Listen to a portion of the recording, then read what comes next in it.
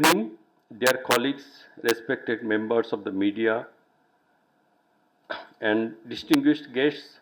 It is my honor and privilege to welcome you all to this special occasion, marking the 20th anniversary of the Newspaper Owners Association of Bangladesh, NOAB. As we gather here today, we do so at a time when journalism in our country stands at a critical crossroads. Over the past 2 decades, NOAB remains firmly committed to defending press freedom, protecting journalists' rights, and improving their quality of life, always in line with national laws, and developing the journalism ecosystem. However, the past 15 years, under the government led by autocratic Sheikh Hasina, were deeply challenging. NOAB faced repeated attacks, including direct hate speech from Sheikh Hasina herself, as well as systemic repression through laws such as the Digital Security Act. During this time, the newspaper industry, despite being a fundamental pillar of democracy, received no significant support or incentives.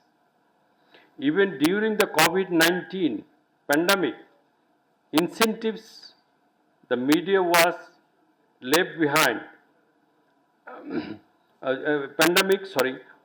When other sectors received financial support or incentives, the media was left behind. I write to the principal secretary, the finance advisor, the then finance minister, to governor, but we didn't receive any reply or any sympathy from them. Moreover, last 3 years, the fallen Hasina regime remained unresponsive to our repeated request for payment of outstanding advertising dues. After fall of Sheikh Hasina, we have reached out to the interim government. We are yet to see any meaningful action.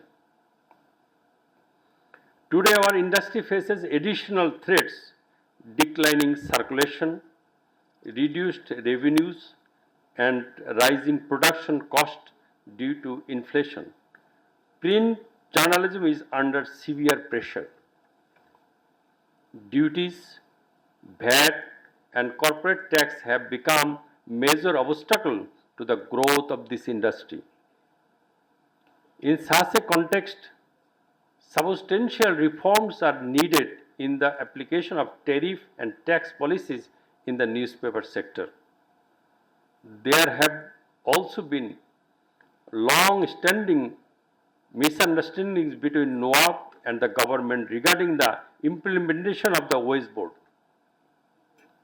Let me clarify again, NOAB is not against journalist welfare. The problem lies in structural conflicts. The structure of the wage board conflicts with the rules of business of the government. Out of 45 industrial sectors in the country, 43 fall under the Ministry of Labour. Only the newspaper industry is under the Ministry of Information. This discrepancy has led to continued legal conflict. Currently pending in the High Court, we do welcome Bangladesh's recent rise in the World Press Freedom Index, moving up 16 places to 149. But we also caution that we remain in the red zone. During Sheikh Hasina tenure, the Digital Security Act was used to stifle journalistic voices, while the current government has replaced it with the Cyber Security Act. Serious concerns remain. NOAB strongly urges that all repressive laws enacted during authoritarian rule be repealed.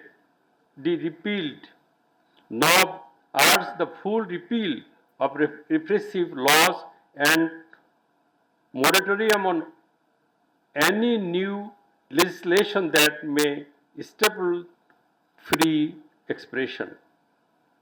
As we mark this 20-year milestone, let us recommit ourselves to a future where journalism thrives in freedom, integrity, and safety. I thank all of you for your presence, your resilience, and your continued commitment to the values of journalism.